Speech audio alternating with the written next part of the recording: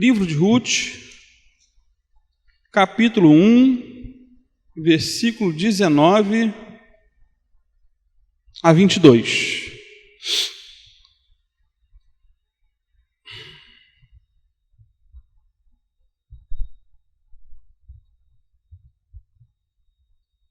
Lá no final, no início da Bíblia mesmo, né? Eu acho que é o sexto. 1, 2, 3, 4, 5, 6, 7. O oitavo livro da Bíblia, depois de Juízes.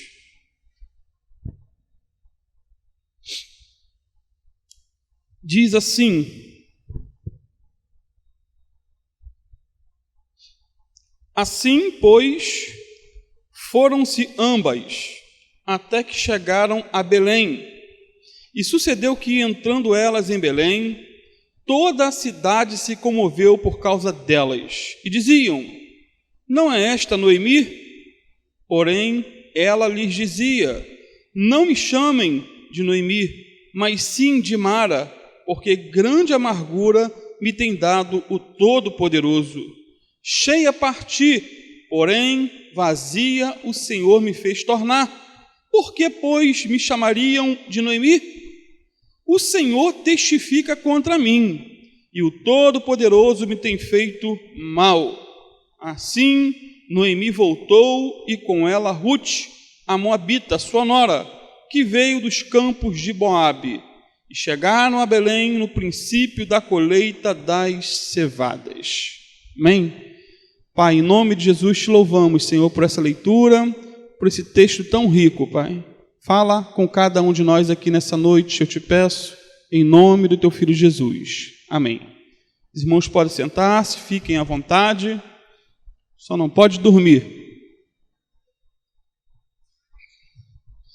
Queridos, na última mensagem, se é que alguém lembra, foi há um mês atrás, analisamos o firme compromisso de Ruth em seguir a sua sogra até Belém, até a casa do pão. A palavra Belém, no hebraico, significa casa do pão. Se você não estava aqui na ocasião, a mensagem foi gravada, graças a Deus, está disponibilizada no canal do YouTube da Igreja Bíblica Cristã. E se desejar também, nós temos um canal da Igreja Bíblica Cristã em Maricá, onde temos mensagens ali do pastor Júlio, pastor Marconi, irmão Cleiton, irmãos que têm nos ajudado ali constantemente. Relembrando então a mensagem que preguei na última oportunidade, naquela mensagem vimos o firme compromisso de Ruth com a sua sogra Noemi, sem interesses escusos. Ela quis seguir a sogra sem segundas intenções, até porque a sua sogra era velha, pobre e viúva, não tinha nada a oferecer a ela. Mesmo assim, no versículo 14, eu queria te pedir para deixar a Bíblia aberta, estar sempre olhando para ela, conferindo, sendo um crente bereano. Versículo 14, parte B, diz que Ruth se apegou firmemente a Noemi. Se apegou, né? Daqui não saio, daqui ninguém me tira. Vimos também que aquele foi um compromisso incondicional. Ela não colocou condições para seguir a sogra. No versículo 16 do capítulo 1, olha o que Ruth disse para a sogra. Porque a sogra estava insistindo que ela ficasse em Moabe. E ela disse, não insista comigo para deixá-la e voltar. Aonde você for, irei. Onde você viver, lá viverei. Esse foi mais um compromisso. Foi um compromisso também com o povo de Noemi e com o Deus de Noemi. Não só com Deus, mas com o povo de Noemi.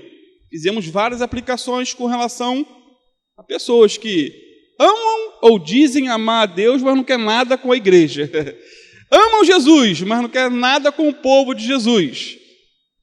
Versículo 16, parte C, ela no compromisso fez assim, Ruth disse a Noemi, seu povo será meu povo, o seu Deus será o meu Deus.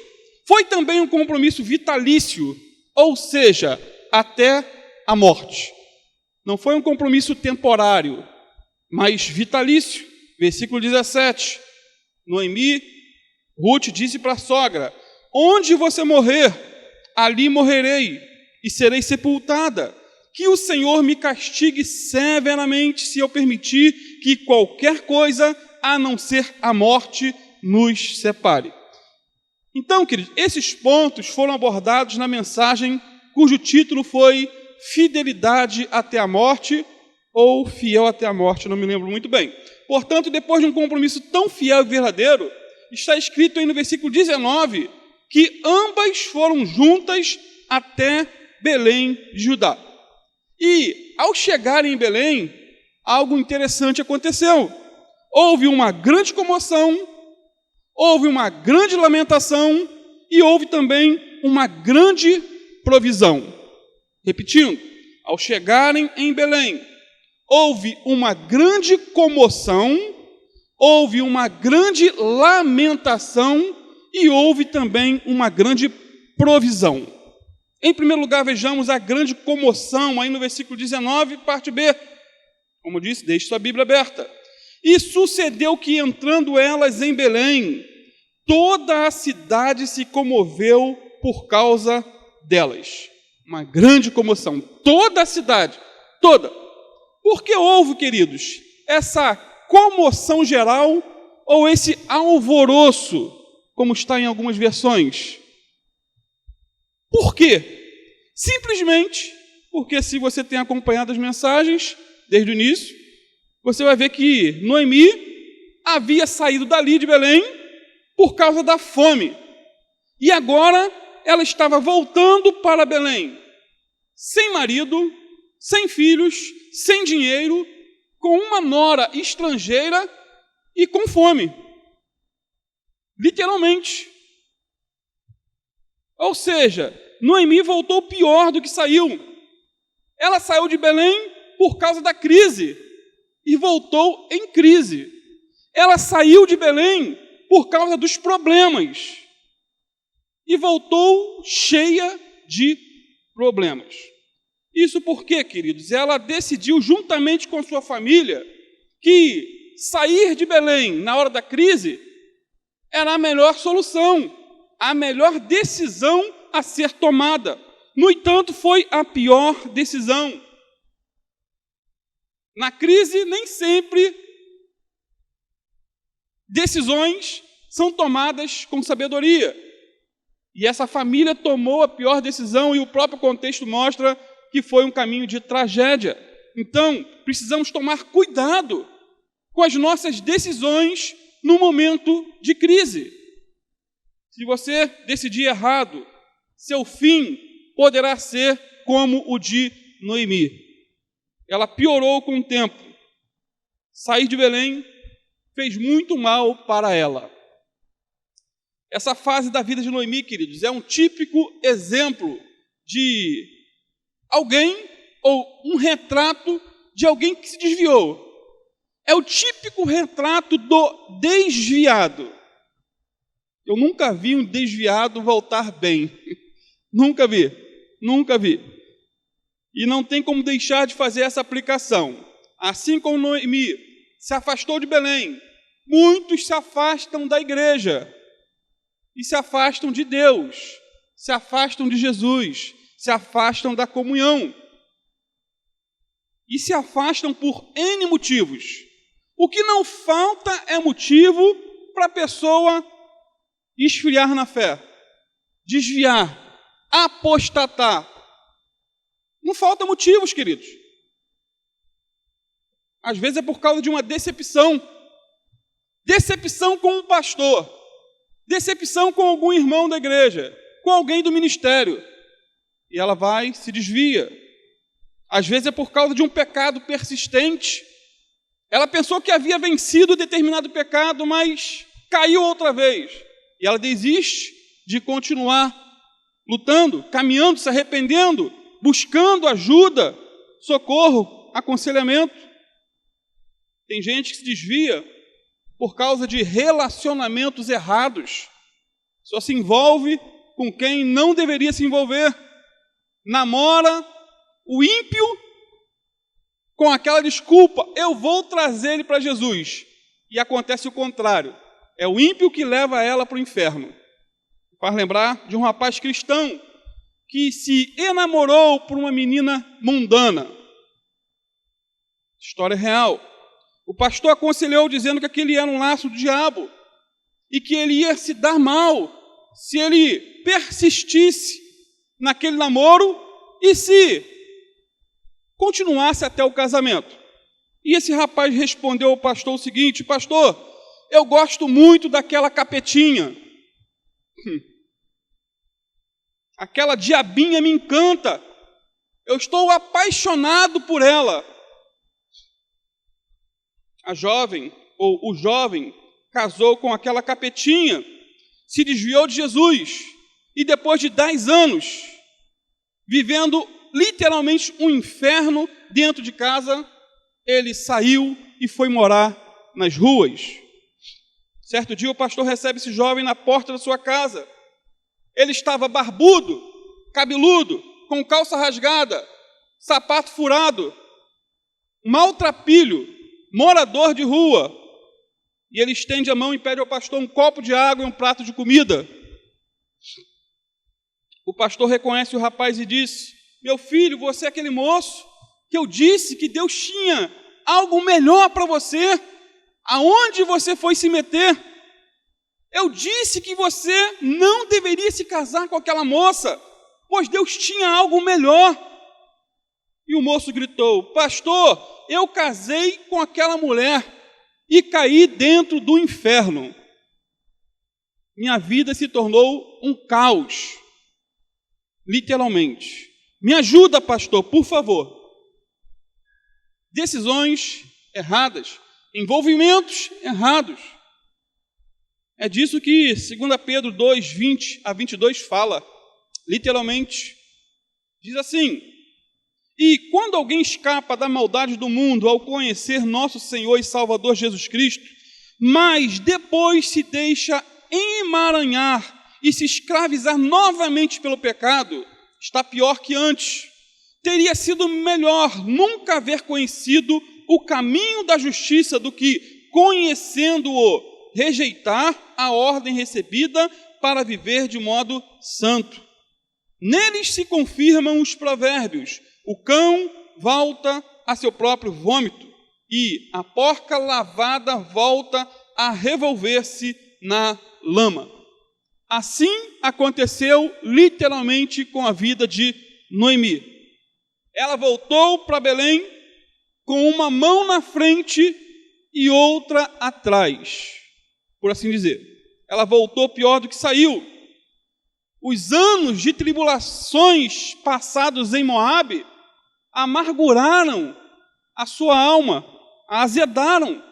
Depois de uma década de dificuldades, uma década de perdas, perder marido, perder os filhos, perder os bens, depois de uma década de tanto sofrimento, ela volta para Belém amargurada e revoltada com Deus.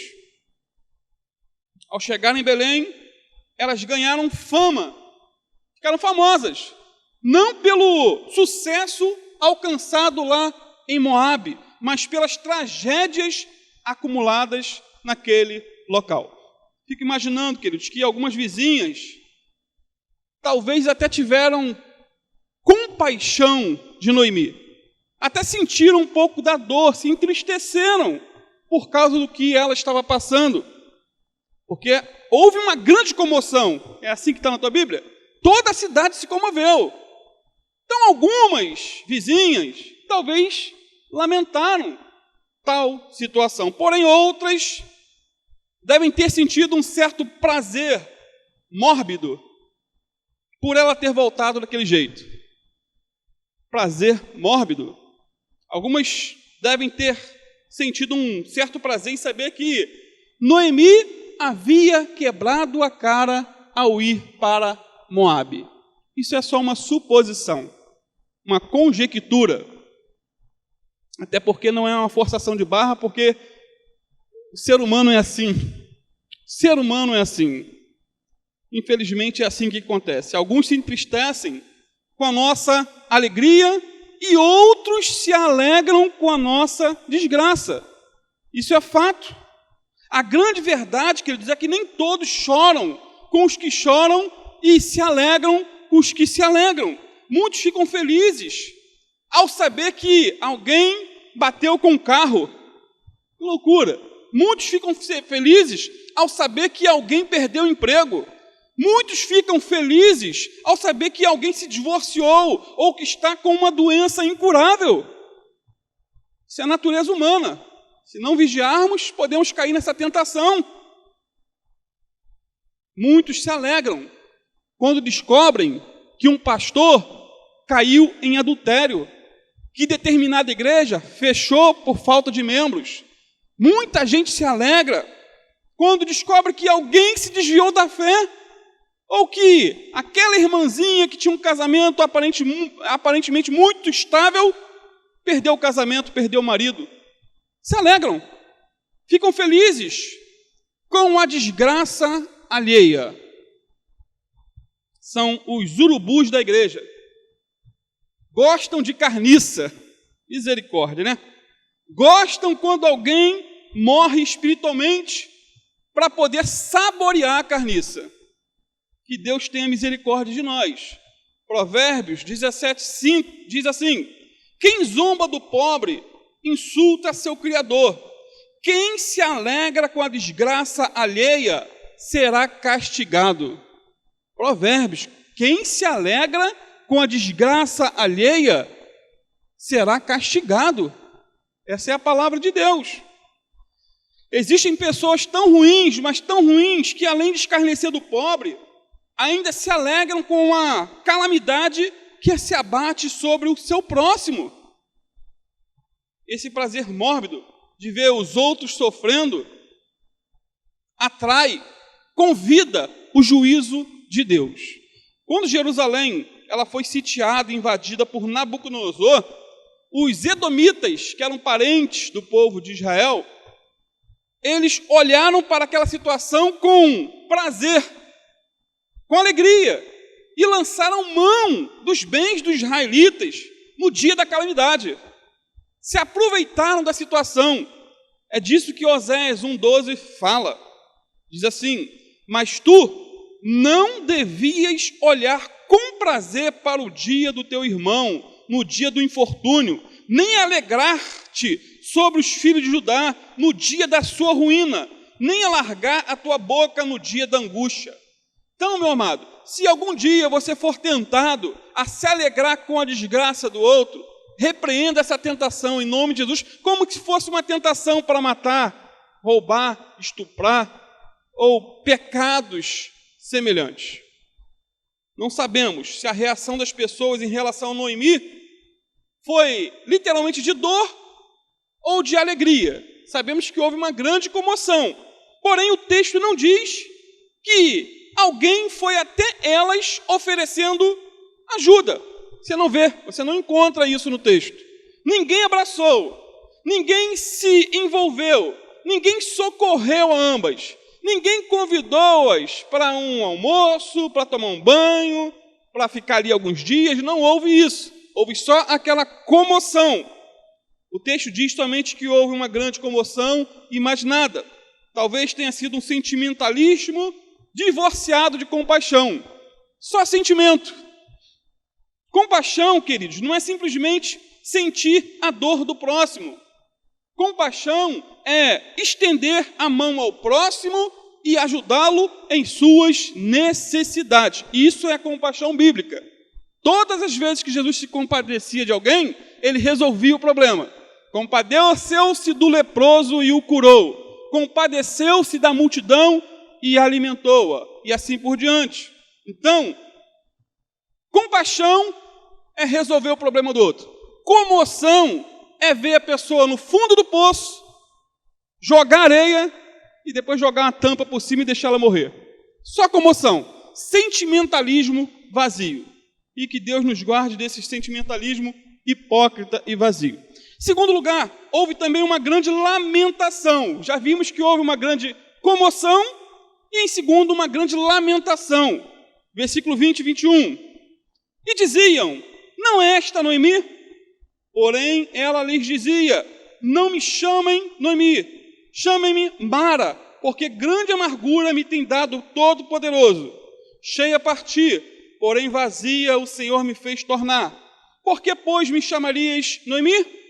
O Senhor testifica contra mim, e o Todo-Poderoso me tem feito mal. Queridos, Noemi, o nome Noemi significa amável, significa doce, encantadora, agradável. Esse é o significado do nome, Noemi. No entanto, para Noemi, a vida não era nem um pouco doce, nem encantadora e muito menos agradável. Ela estava totalmente amargurada. Ela era uma mulher triturada, angustiada, idosa, pobre. Os sofrimentos azedaram o coração de Noemi e suas perdas calcificaram seu coração. O coração bem durinho. Ela estava revoltada com a vida. Ela estava revoltada com as pessoas. Ela estava revoltada com Deus. É interessante como as dificuldades aproximam algumas pessoas de Deus, ao mesmo tempo que afastam outras de Deus. Isso é interessante. Interessante. Muitas vezes as circunstâncias são as mesmas, só que as reações, elas são totalmente opostas. Algumas pessoas no momento de crise, elas oram mais, jejuam mais, com mais intensidade. No momento de crise, a pessoa não falta um culto. Vem todo culto, está passando na moinha. Está igual aquela cana, né? Você vê na moinha, cidadão passa a primeira vez, passa a segunda. Quando você pensa que não tem mais caldo nenhum, o cara passa ainda a cana 3 vezes dobrada. Às vezes a pessoa está assim. E ela fica firme, perseverante. Ela crê mais em Deus. Porém, outros, na mesma crise, chutam o pau da barraca e esfriam na fé.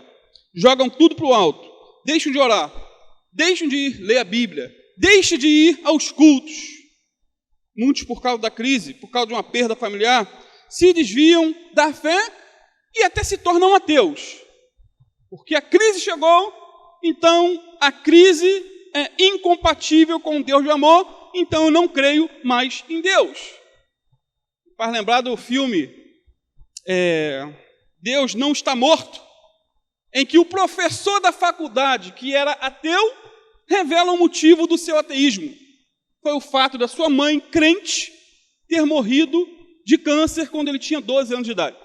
Isso para ele foi o motivo de abandonar o Deus da tua mãe, e eu não sei nem se ele cria em Deus. No final ele se arrependeu. Amados, a grande verdade é que não podemos controlar as circunstâncias da vida, mas podemos controlar nossas reações a essas circunstâncias, com a ajuda do Espírito Santo. Até porque a essência da fé é saber que Deus está trabalhando a fim de que tudo coopere para o bem daqueles que amam a Deus, mesmo quando não sentimos nada, não vemos nada e tudo está contra nós. Essa é a essência da fé. 1 Tessalonicenses 5,18 diz: em tudo dai graças.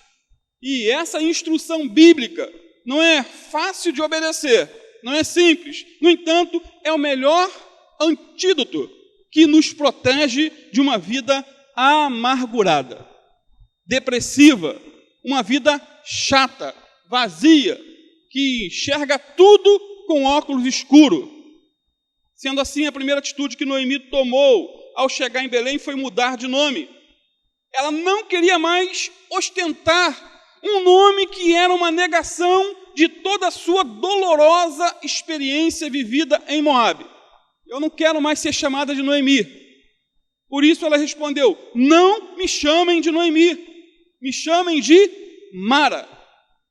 A palavra Mara significa amargura, sofrimento, lamento, tristeza, dor. E era assim exatamente que Noemi se encontrava, amargurada, sofrida, lamentosa, ela estava amargurada, triste, sofrendo. Agora, quem era o responsável por toda essa dor e sofrimento da vida de Noemi? Quem era o responsável? Quem era o culpado? Eis a questão, eis a pergunta. A culpa era de quem? Para todo o mal que sobreveio a ela e a sua família. Segundo a própria Noemi, o causador de todo o seu infortúnio foi Deus. Para Noemi, Deus foi o culpado, querido, de todas as desgraças que haviam alcançado a sua vida. Deus era o seu inimigo, inimigo número 1. Noemi via Deus não como seu amigo, mas como seu inimigo. Versículo 20. Porque grande amargura me tem dado o Todo-Poderoso. Ou seja, Noemi acusa Deus, o Deus Todo-Poderoso, de ter matado seu marido, ter matado seus filhos e tê-la deixado na miséria. Esse é o entendimento, pelo menos quando eu leio, eu chego a essa conclusão. Não sei quanto a você. Ela acusa o Deus de Israel de ser o seu algoz, literalmente, o seu carcereiro. Ela dispara contra Deus a seguinte acusação aí no versículo 21 também. Cheia parti, porém vazia o Senhor me fez tornar. Por que, pois, me chamareis Noemi? O Senhor testifica contra mim, e o Todo-Poderoso me tem feito mal.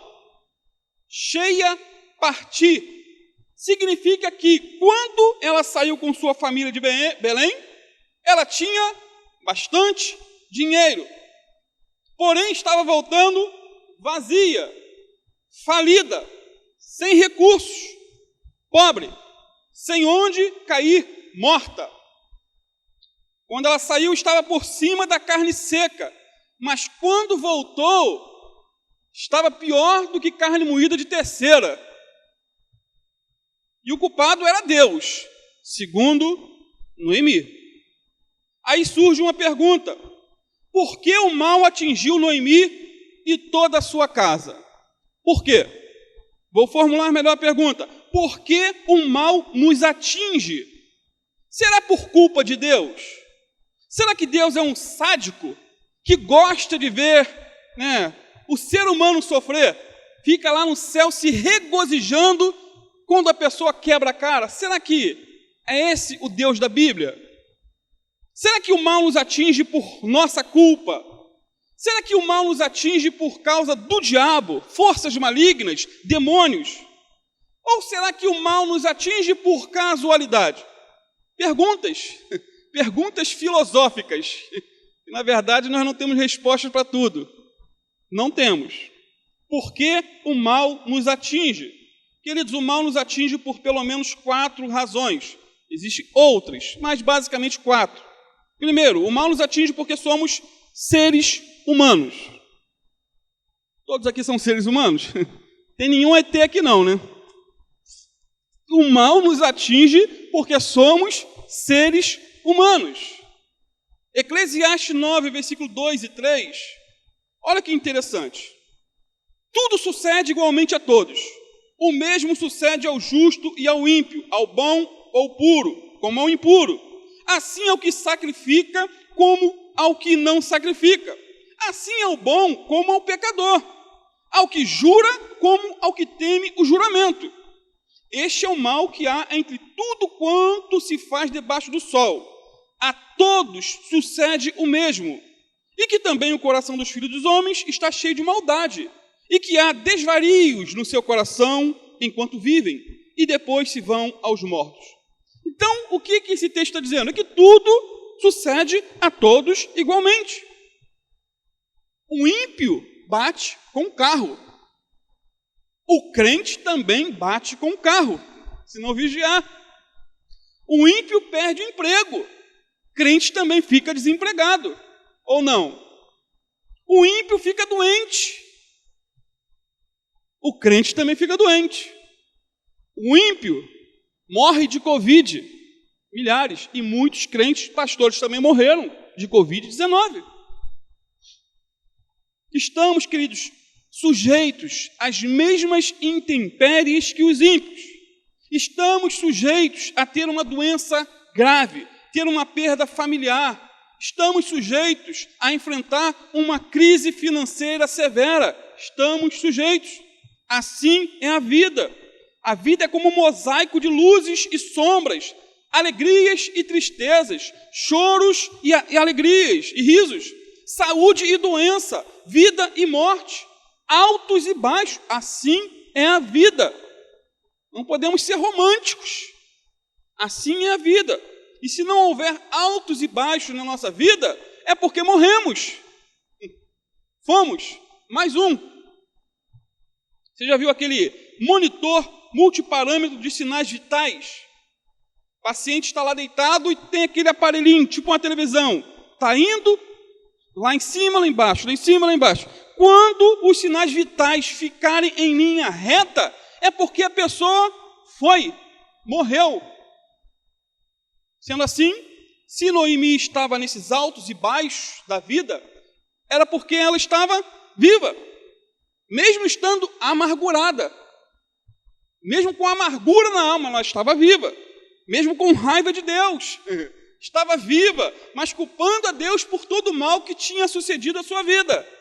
Tem crente assim não, tem? Que culpa a Deus de tudo? Sendo assim, queridos, as aflições vão nos alcançar, quer você queira, quer não. Pastor, está amarrado, não quero isso para a minha vida. Você crendo ou não, hora ou outra, alguma coisa acontece. Acontece. Quando aqueles aviões explodiram nas Torres Gêmeas, tanto os ímpios como os justos morreram. Ou você acha que só tinha ímpio naquelas torres? Tanto crentes como ímpios morreram, alguns instantaneamente. Quando a bomba atômica explodiu sobre Hiroshima e Nagasaki, tanto o justo como o ímpio, eles foram instantaneamente mortos. Não sei se você sabe, mas 70 mil pessoas morreram na hora. Sabe o que é morrer na hora? Instantaneamente. Viraram cinzas. E 60 mil morreram em consequência posteriormente. Será que só havia ímpios entre esses 130 mil pessoas? Quando Adolfo Hitler trucidou mais de 6 milhões de judeus, muitos deles eram cristãos genuínos. Morreram como os ímpios. Irmãos, o mal chega a todos em maior ou em menor proporção. Não importa se somos cristãos genuínos, se vamos à igreja diariamente, se participamos do evangelismo, se ajudamos pessoas necessitadas. Coisas ruins simplesmente acontecem ao longo da nossa caminhada e elas não deixarão de acontecer porque realizamos boas obras. Você pode ser o crente mais santo da terra, o mais operoso, o mais ativo, mas você não vai ser poupado. Então, se o mal alcança a todos, qual a vantagem de ser cristão? Eis a pergunta. A vantagem é que não estamos sozinhos quando enfrentamos os problemas. Essa é a vantagem. Hebreus 13, versículos 5 e 6 diz assim, seja a vossa vida isenta de ganância e contentai-vos com o que tendes, porque ele mesmo disse, nunca te deixarei, jamais te desampararei. Desse modo, com plena confiança, digamos, o Senhor é quem me ajuda, não temerei. Que poderá me fazer o homem? Esse é o diferencial do cristão. Ele não está sozinho nessa guerra para lutar. Ele tem um que está com ele, que é o Todo-Poderoso. Então, diante das lutas e adversidades, meu amado, creia que Deus o ama e está com você. Esteja certo de que, mesmo que você não entenda, porque tal coisa está acontecendo, está vindo sobre você, Deus está no controle. E no fim, fará com que tudo concorra para o seu bem, porque você o ama e você foi chamado segundo o propósito dele. Segundo, o mal nos atinge para nos corrigir e nos levar ao arrependimento. O mal nos atinge muitas vezes para nos corrigir e nos levar ao arrependimento. Deus não é o autor do mal, mas muitas vezes permite o mal em nossa vida para nos corrigir, nos disciplinar e nos aperfeiçoar. Creio que foi exatamente isso que aconteceu com Noemi. Ela estava sendo corrigida por Deus, por permissão, não diretamente. Hebreus 12, versículos 6 a 8 diz assim: porque o Senhor corrige o que ama e açoita a qualquer que recebe por filho. Se suportais a correção, Deus vos trata como filhos, porque que filho há a quem o pai não corrija? Mas se estáis sem disciplina, da qual todos são feitos participantes, sois então bastardos e não filhos. Irmãos, Deus açoita tanto os que estão dentro da igreja, como aqueles que estão fora da igreja. Corrige aquele que ama. Quando ele tem um propósito na vida de alguém, ele permite circunstâncias as mais diversas para trazê-lo para o seu reino. Deus permite. Manassés é um típico exemplo. Quem nunca leu essa história? O famoso rei Manassés, aquele que historicamente foi culpado de ter matado o profeta Isaías, cortado ele no meio. Ele se envolveu com idolatria.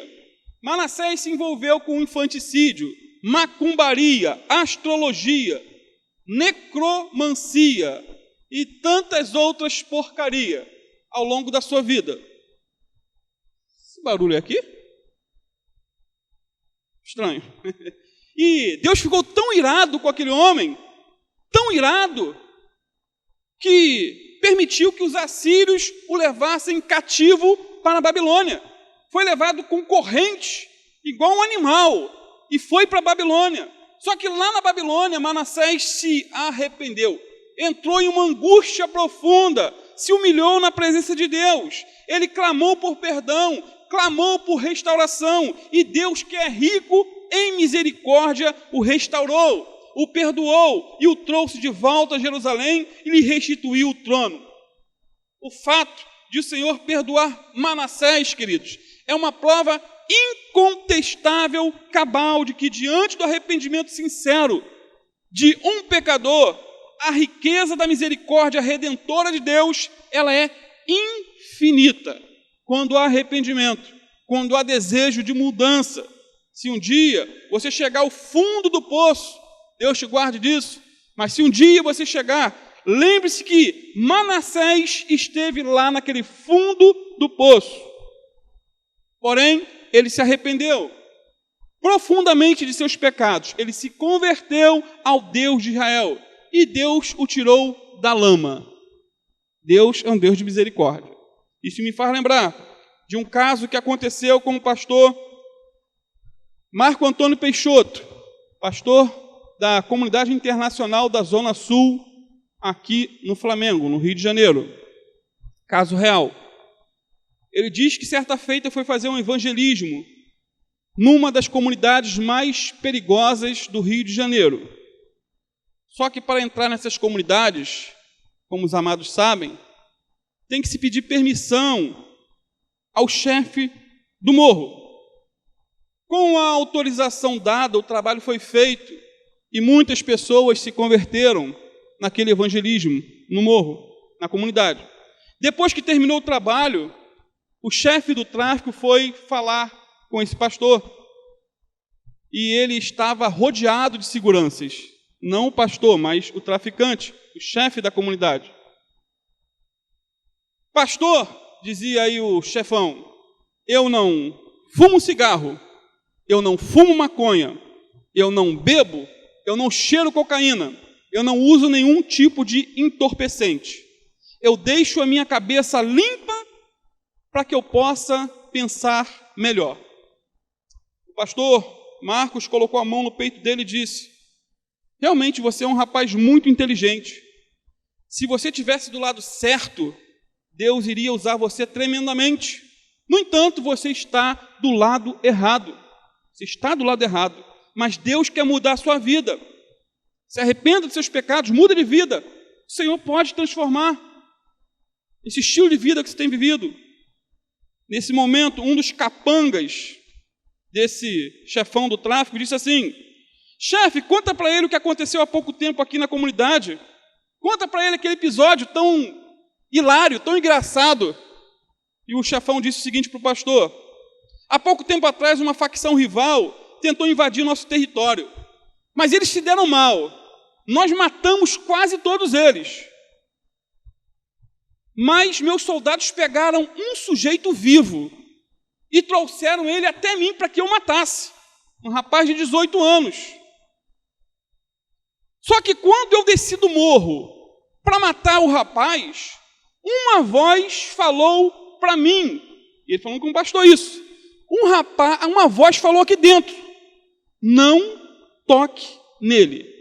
Não toque nele. Não faça nenhum mal com ele. Quando eu me aproximei do rapaz, eu disse: olha, o cara lá de cima e eu concordamos que hoje você não vai morrer. Hilário, né, irmão? O cara lá de cima e eu, nós estamos concordando. Ele falou comigo, eu ouvi uma voz: hoje você não vai morrer. Aquele lá de cima está dizendo aqui dentro de mim que não é para te matar. Eu não sei o que está acontecendo, não. No entanto, eu vou lhe dar apenas uma chance. Você vai descer correndo aqui do morro e entrar na primeira igreja que tiver com a porta aberta. E ali você vai ficar. E ali você vai chorar. E ali você vai se arrepender. Meu pessoal vai atrás de você, hein? Se você não entrar na igreja, eles vão matar você na calçada mesmo. Aí o chefão gritou para ele assim: ó, sai daqui, some da minha frente. Aí o cara desceu o morro igual uma espingarda, igual uma bala de canhão. E entrou, amados, na primeira igreja que encontrou. E os capangas viram tudo. Aí ligaram para o patrão: chefe, ele está chorando há 1 hora. Depois ligaram de novo: chefe, está chorando há 2 horas. Lá no altar. Chefe, há 3 horas ele não para de chorar no altar. Resumindo, querido, esse camarada que era filho de crente, estava desviado, ganhou o maior susto da sua vida para se consertar com Deus. Susto. Ele precisou passar pelo vale da sombra da morte para ter um encontro verdadeiro com o Senhor da glória. Tempos depois, esse mesmo jovem voltou ao morro e pediu autorização ao chefe do tráfico para pregar o evangelho naquela comunidade. E ele disse, então, ao chefe do tráfico que havia se convertido de verdade e que agora era um pregador do evangelho. Graças ao chefão de cima. Aí, concluindo, o chefão disse o seguinte ao pastor Marco: pastor, esse rapaz agora é o nosso missionário aqui no morro. Ele está levando todo mundo para Jesus. Vou acabar matando ele, tanto que ele está dando prejuízo ao tráfico aqui. Se tornou um ganhador de almas. Mas precisou levar o maior susto da sua vida. Amados, Deus, muitas vezes, permite situações em nossas vidas para nos levar ao conserto, para nos levar ao arrependimento. Alguns aprendem a lição. Glória a Deus por isso. Outros continuam na desobediência. Talvez tenha sido esse o motivo de Deus ter permitido tantas perdas na vida de Noemi. Terceiro, queridos, o mal nos atinge por causa de um estilo de vida desordenado. Estilo de vida desordenado. Gálatas 6, versículo 7 a 8, diz assim, ó: não erreis, Deus não se deixa escarnecer, porque tudo que o homem semear, isso também ceifará. Porque o que semeia na sua carne, da carne colherá corrupção. Mas o que semeia no Espírito, do Espírito colherá a vida eterna. A pessoa bebe da número 1 a 51. Qual é a colheita? Cirrose hepática. Não é? Cirrose hepática. A pessoa cheira cocaína dia e noite. Qual é a colheita? Overdose. Não tem outra. A pessoa fuma descontroladamente. O que ela vai colher? Câncer de boca, de pulmão, parada cardíaca e tantas outras coisas mais. A pessoa dirige imprudentemente. O que ela vai colher? Multa, colisão, muitas vezes a morte. Tudo que o homem semear, isso ele colherá. Quem vive de modo irresponsável e dissoluto está cavando a sua própria sepultura. Por que o mal nos atinge? Por isso também. Quem semeia vento, colhe tempestade. Porém, queridos, a palavra de Deus, ela nos instrui em como devemos andar. Romanos 13, versículo 13 a 14. Andemos honestamente como de dia, não em glutonarias, nem em bebedeiras, nem em desonestidades, nem em dissoluções, nem em contendas e invejas, mas revestivos do Senhor Jesus Cristo e não tenhais cuidado da carne em suas concupiscências. Quarto, o mal nos alcança por soberania divina também. Tem esse ponto. Deus é soberano sobre tudo e sobre todos. Ele está assentado no seu trono, no céu. Os anjos fazem sua vontade, e nem mesmo Satanás pode fazer alguma coisa com o povo de Deus sem a permissão de Deus. Deus é soberano. O livro de Jó revela esse fato. Lembra dele? Jó era um homem íntegro, reto, temente a Deus, e mesmo assim Deus permitiu que o diabo lhe tocasse. Ele era o homem mais rico do Oriente e ficou pobre, perdeu tudo. Ele tinha uma família linda, mas no mesmo dia perdeu os 10 filhos. Tinha uma saúde de ferro, mas de uma hora para outra ficou com o corpo cheio de feridas. Tudo isso aconteceu por uma ação diabólica, sim, mas com a permissão de Deus e com objetivos divinos. Que Deus nos guarde de provas como essas. Eu não sei se teria a fé e a perseverança que Jó teve. Que Deus, a melhor coisa é orar, Senhor, não me deixe cair em tentação, não deixe eu passar por esse tipo de prova. Então, queridos, Noemi estava acusando Deus por todos os seus infortúnios, não é isso? Porém, ela não reconheceu que todas as suas perdas se deram por atitudes precipitadas e por decisões equivocadas que ela havia tomado. O discurso dela foi: o Senhor testifica contra mim e o Todo-Poderoso me tem feito mal. Que tipo de discurso é esse de Noemi? É um discurso cheio de autopiedade que expressa uma teologia do tipo: ai de mim, sou um pobre coitado. Em vez de confessar seu pecado, Noemi reclama sobre como Deus tem sido duro, como Deus tem sido tirânico para com ela. Sendo assim, queridos, muitas vezes o sofrimento não é uma ação direta de Deus, mas muitas vezes são consequências diretas da quebra da sua lei moral. Às vezes passamos por problemas simplesmente porque procuramos os problemas. Muitas vezes somos como Noemi. Quando a tempestade cai sobre a nossa cabeça, somos tentados a acusar Deus por essas tempestades. Muitas vezes enxergamos a Deus como um policial cósmico. Já viu um policial cósmico que fica na beira das estradas da vida só esperando uma oportunidade para nos parar e multar? Parece aquele radar invisível, né? Móvel. Ninguém vê. Aí a pessoa pensa em Deus como um tipo de radar desse. No passado tinha uma personagem da Globo que sempre que algo errado acontecia em sua vida, ela olhava para o céu e dizia: você não vai com minha cara? E ela, se eu não me engano, morreu há pouco tempo. Tem muito crente assim, queridos. Concluindo, houve uma grande provisão. Olha o versículo 22. Assim Noemi voltou, e com ela Ruth, a moabita, sua nora, que veio dos campos de Moabe, e chegaram a Belém no princípio da colheita das cevadas. Irmãos, elas chegaram em Belém não no início da semeadura, mas no princípio da colheita. Ou seja, elas chegaram no tempo certo e na hora certa.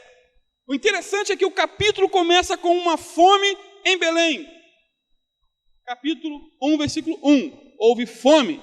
E o capítulo termina agora com colheita, com abundância. Isso é um prenúncio do que virá a partir do capítulo 2, que nós estaremos estudando, se assim o Senhor nos permitir. Esse capítulo termina com um raio de esperança. O sol finalmente irrompe entre as nuvens escuras da alma de Noemi. Noemi pode não saber o que Deus está fazendo, mas claramente o texto mostra que algo de bom está acontecendo. A providência carrancuda da crise vai mostrar finalmente a sua face sorridente. A extrema pobreza dessas duas mulheres vai abrir as cortinas para o novo de riqueza e felicidade. A provisão virá e nós vamos ver isso. E vai vir através de trabalho, muito trabalho. Talvez, eu não sei, você esteja no olho do furacão atualmente. Só Deus conhece teu coração, a tua vida, as suas circunstâncias, passando por momentos turbulentos. No entanto, amado, o dia da bonança virá no tempo de Deus e para a glória de Deus. Espere no Senhor, não se desespere, confia nele e o mais ele fará em nome de Jesus. Vamos ficar de pé e vamos orar. Precisamos orar. Precisamos clamar ao Deus dos céus. Santo Deus, em nome do teu Filho Jesus, te louvamos, Pai, por essa história tão impactante, Senhor, de duas mulheres que tomam a decisão de ir para Belém, Pai, depois de tantas perdas, depois de tanta luta, tanta angústia, e a luta continua até onde paramos nesse texto, Pai. E a pergunta ficou no ar: por que o mal nos atinge? Por que o mal atingiu essa família? Pai, muitas vezes não temos respostas, Senhor. Muitas vezes oramos, clamamos e o que ouvimos é só o silêncio. Só o silêncio. Mas colocamos as nossas vidas em Tuas mãos, Pai. Descansamos na Sua providência, crendo que o Senhor tem o melhor para cada um, Pai. O que não podemos fazer é desistir. O que não podemos fazer é tomar a atitude que Noemi tomou no início desse capítulo, de sair de Belém por causa dos problemas e voltar com muitos problemas. Senhor, que ninguém aqui venha olhar para trás, venha se desviar, Senhor. Mas independente das circunstâncias da vida, seja a adversidade, seja a prosperidade, que nada venha nos afastar de Ti, Senhor. Porque, bem da verdade, mais pessoas se desviam na prosperidade do que na adversidade. Que o Senhor venha ter misericórdia de nós, Senhor. Que independente das circunstâncias, tendo muito ou tendo pouco, na saúde ou na doença, em todas as circunstâncias, nós queremos estar apegados a Ti, Senhor. Aos Seus pés, no Teu altar, congregando, estando junto com os irmãos, aprendendo juntos a Tua palavra, trabalhando na Tua obra, evangelizando, visitando, fazendo o nosso melhor, sabendo que é para o Senhor, meu Pai. Abençoa, Pai, essa igreja, o pastor Júlio, toma o ministério dessa igreja em Tuas mãos, levanta, Pai, mais e mais trabalhadores aqui para essa obra, na escola dominical, no departamento infantil, pessoas que venham somar, Senhor, e não dividir, pessoas que venham ajudar, Pai, e não atrapalhar. Levanta, Senhor, um povo forte aqui para impactar essa comunidade, Senhor. Pessoas que estejam, Senhor, de corações abertos para abraçar o pastor Júlio, para ajudar, para estar ali, pastor, o que eu posso fazer? Eu quero ajudar, eu quero lavar o banheiro, eu quero varrer o chão. Ah, meu Deus, levanta, Senhor, servos fiéis aqui neste lugar, para a Tua glória, Senhor, para a Tua glória e para o Teu louvor. Fica conosco, Pai, abençoa a nossa noite, nosso descanso, a nossa volta para os nossos lares. Livra-nos de todo mal, Pai. Livra-nos do homem maligno. Livra-nos, Senhor, daquele que está aí pelas ruas procurando alguém para assaltar, para matar, para fazer uma maldade, Senhor. Tem misericórdia dele e nos livra, Senhor, dele. Em nome de Jesus. Amém.